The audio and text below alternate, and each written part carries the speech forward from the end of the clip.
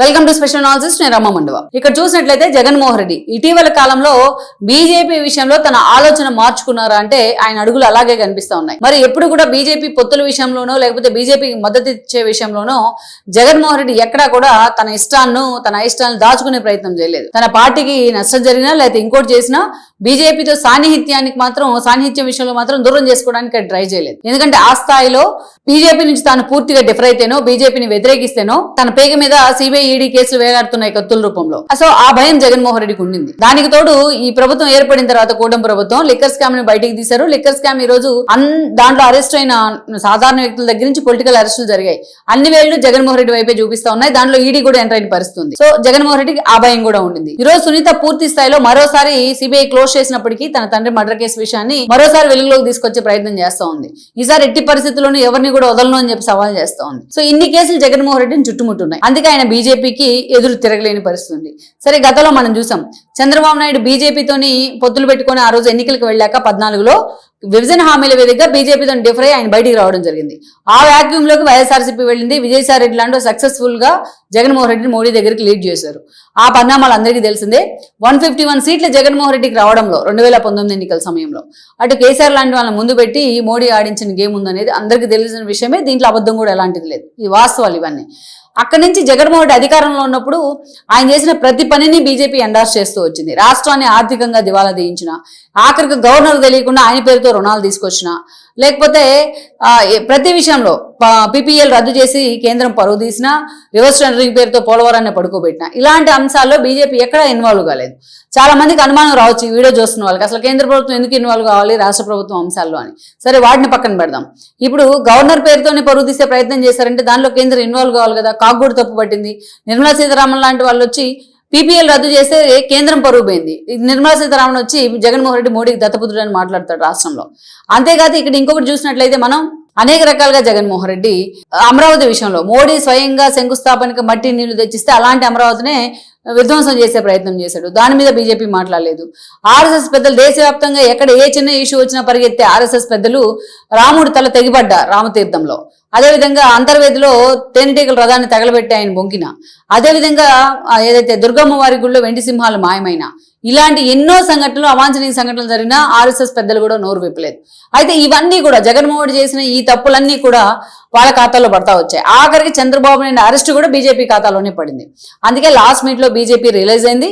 Then TDP జనసేనతో కలిసి పొత్తులు పెట్టుకుని మళ్ళా కూటమిగా వాళ్ళు వెళ్లారు, అధికారంలోకి వచ్చినారు. జగన్మోహన్ రెడ్డి 11 సీట్లకే పరిమితం అయి ఉన్నారు. ఈ రోజు జగన్మోహన్ రెడ్డి ప్రతిపక్షంలో ఉన్నారు కాబట్టి ఆయనకు ఒక ఆప్షన్. ఏం ఆప్షన్ ఉంది? చాలా సార్లు కాంగ్రెస్ వైపు నుంచి ఇండి కూటమి వైపు నుంచి ఆయనకి వెల్కమ్ చెప్పారు వాళ్ళు చాలా అంశాల్లో. కానీ జగన్మోహన్ రెడ్డి మోడీతో డిఫర్ గారు. గట్టిగా మాట్లాడాలంటే మోడీ అనుకో ఏదైనా బిల్లు పెడితే కేంద్ర ప్రభుత్వం ఉభయ సభల్లో బీజేపీ నేతలు మిగతా ఎంపీలు దాన్ని చదువుకుని అసలు అవగాహన చేసుకునే లోపే జగన్మోహన్ రెడ్డి వెళ్ళి పరిగెత్తుకుంటూ వెళ్ళి తన ఎంపీలను తీసుకెళ్లి వాళ్ళకి మద్దతు ఇప్పిస్తారు ఆ బిల్లుకి, ఆ తీర్మానాలకి. అలాంటి సందర్భాలు చాలా ఉన్నాయి. ఇప్పుడు ప్రతిపక్షంలో ఉన్నప్పుడైనా ఇండియా కూటమి రూపంలో ఒక ఆప్షన్ ఉంది జగన్మోహన్ రెడ్డికి. కానీ ఎప్పుడు కూడా జగన్మోహన్ రెడ్డి వాళ్ళకి వైలెంట్ గానే వెళ్లారు. సుదర్శన్ రెడ్డిని పెట్టినప్పుడు ఏదైతే ఉపరాష్ట్రపతి అభ్యర్థిగా రేవంత్ రెడ్డి రిక్వెస్ట్ చేశారు, షర్మిల రిక్వెస్ట్ చేసింది. అయినా సరే జగన్మోహన్ రెడ్డి మాకు మోడీనే ముఖ్యం అంటూ రాధాకృష్ణన్కి మద్దతు ఇవ్వడం జరిగింది. అదేవిధంగా స్పీకర్ మీద నో కాన్ఫిడెన్స్ మోషన్ పెట్టినప్పుడు కూడా అదే స్థాయిలో కాంగ్రెస్ నేతలు రిక్వెస్ట్ చేశారు జగన్మోహన్ రెడ్డి. బట్ జగన్మోహన్ రెడ్డి ఎక్కడ మద్దతు ఇవ్వాల. ఇంకా పైగా రాహుల్ గాంధీని ఏదైతే చాలా సార్లు ఆయన టార్గెట్ చేసిన సందర్భాలు కూడా ఉన్నాయి. ఇదే జగన్మోహన్ రెడ్డి తాను ఎంపీ అయిన కొత్తలో రాహుల్ గాంధీని ముఖ్యమంత్రి చేయడమే వైఎస్ లక్ష్యం, నా లక్ష్యం కూడా అదే, ఆ ప్రకారం మనం పనిచేద్దాం అంటూ కూడా మాట్లాడారు ఆ రోజున. ఆ వీడియో ఇప్పుడు వైరల్ అవుతా ఉంది. బట్ అదే జగన్మోహన్ రెడ్డి రాహుల్ గాంధీ మీద ఫైర్ అవుతూ ఉంటాడు మోడీతో మెప్పు కోసం. సో ఇలాంటి సిచ్యువేషన్లో ఈరోజు చూసినట్లయితే బీజేపీతో ఆయన సెయిల్ అవుతున్న విధానం చాలా సీరియస్ గా ఆ పార్టీలో చర్చనీయాంశం అవుతోంది. ఒకవైపు పవన్ కళ్యాణ్ వెళ్ళినా, లోకేష్ వెళ్ళినా, చంద్రబాబు నాయుడు వెళ్ళినా మోడీ రెడ్ కార్పెట్ వేస్తూ ఉన్నారు. రాష్ట్రంలో అమరావతి పునర్నిర్మాణం దగ్గర నుంచి అమరావతి గెజెట్ నోటిఫికేషన్ దాకా జగన్మోహన్ రెడ్డి ఏదైతే వ్యతిరేకించారో ఆ అంశానికి బీజేపీ ఈరోజు స్టిక్ అని ఉన్నామని చెప్తా ఉంది. పోలవరం దగ్గర నుంచి ప్రతి అంశంలో రాష్ట్రాన్ని పూర్తి స్థాయిలో ముందుకు తీసుకెళ్లే పనిలో మోడీ తన చేయి కూడా వేస్తూ ఉన్నారు.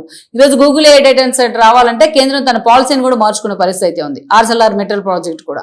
సో ఇలాంటి సందర్భంలో బీజేపీ క్లియర్ కట్ ఇండికేషన్ ఇస్తా ఉంది, జగన్మోహన్ రెడ్డి వైపు మేము లేము అనేది ఒక ఇండికేషన్. ఇలాంటి ఇంకొకటి ఏంటంటే ఇక్కడ లిక్కర్ స్కామ్ వ్యవహారంలో కేజ్రీవాల్ అంశం ఎలా అయితే సీరియస్ గా తీసుకున్న వల్ల సౌత్ కింగ్ పిన్ అయిన సరిచంద్రారెడ్డి, రాఘవరెడ్డి, కవిత వీళ్ళంతా అరెస్ట్ అయ్యారో ఈ రోజు అంతకంటే త్రిబుల్ స్కామ్ ఇది. ఈ విషయంలో ఈడీ కూడా ఎంటర్ అవ్వడానికి అదే కారణం. అందుకే ఒక మెసేజ్ వస్తోంది బీజేపీ వైపు నుంచి, జగన్మోహన్ రెడ్డి మాతో అంత సీరియస్గా ఇన్వాల్వ్ కావట్లేదు, అంత సీరియస్గా మేము లేము జగన్మోహన్ రెడ్డి పట్ల అనేది ఒక మెసేజ్ వస్తోంది అండర్ కరెంట్గా. దీన్ని ప్యాచప్ చేసే ప్రయత్నమే నాగేశ్వర్తోని అలా మాట్లాడిచ్చారు జగన్ లాంగ్ టైం ఫ్రెండ్ అనేది, కానీ అది పెద్దగా వర్కౌట్ కాలే. మొత్తం వాళ్ళ డొల్లతనం కూడా ఆ సబ్జెక్ట్లో ఏంటి అనేది బయటపడింది. సోషల్ మీడియా దాన్ని పూర్తిగా ఏకల్ బీక్ అడుగొచ్చుపెట్టింది. అలాంటి పరిస్థితుల్లో ఈరోజు ఇంకా బీజేపీతో ఉంటే పూర్తిగా తాను డిఫెన్స్ లో పడ్డట్టే అని జగన్మోహన్ రెడ్డి ఆలోచన చేస్తున్నారు. మీరు చూసినట్లయితే మొన్న ఆయనకు ఒకవైపు రోజా వెళ్ళి స్టాలిన్కి మద్దతు ఇస్తారు, ఇండియా కూటమిలో ఉన్న స్టాలిన్కి. ఒకవైపు జగన్మోహన్ రెడ్డి వెళ్ళి విజయ్ని ఓన్ చేసుకుంటారు. ఈరోజు విజయ్ గెలిస్తే తామే గెలిచామంటూ వైఎస్ఆర్సీపీ సంబరాలు చేసుకుంది. విజయ్ మొత్తం జగన్మోహన్ రెడ్డిని ఫాలో అయ్యారు, ఆయన ఫోటో పట్టుకునే సీఎం అయ్యారు, ఆయన సంక్షేమ పథకాలను అమలు చేస్తున్నారని రోజా లాంటి వాళ్ళు డబ్బా కొడతా ఉన్నారు. ఇవాళ Vijay quite opposite to BJP. AIADMK మద్దతు ఇస్తామని ఆఫర్ ఇచ్చినా విజయ్ వద్దు అంటూ కూడా లెఫ్ట్ పార్టీల మద్దతుతో పాటు కాంగ్రెస్ మద్దతు, వీసీకే మద్దతు తీసుకున్నారు. బీజేపీకి తను పూర్తి స్థాయిలో బద్ద వ్యతిరేకిని అని చెప్పే ప్రయత్నం చేశారు ఆయన విజయ్. సో అలాంటి విజయ్ని ఈరోజు జగన్మోహన్ రెడ్డి టీం ఓన్ చేసుకుంటా ఉంది, సపోర్ట్ చేస్తూ ఉంది. ఇద్దరులేస్తే మోడీని వ్యతిరేకించే స్టాలిన్ కూడా వాళ్ళు ఓన్ చేసుకుంటూ ఉన్నారు. ఇక్కడే ఒక ఇండికేషన్ ఇస్తున్నారు, బీజేపీతో తాను సమదూరంలో ఉన్నాను ఒక ఇండికేషన్ జగన్మోహన్ రెడ్డి వైపు నుంచి వస్తా ఉంది అనేది ఆ పార్టీలో ఇంటర్నల్ గా జరుగుతున్న చర్చ. అయితే లేటెస్ట్ గా జగన్మోహన్ రెడ్డి ఇంకొక కీలకం, ఇదే కాదు గతంలో మనం చూస్తే నియోజకవర్గాల పునర్విభజన అంశాన్ని మహిళా బిల్లుతో కలిపి ఇంట్రడ్యూస్ చేశారు వాళ్ళు.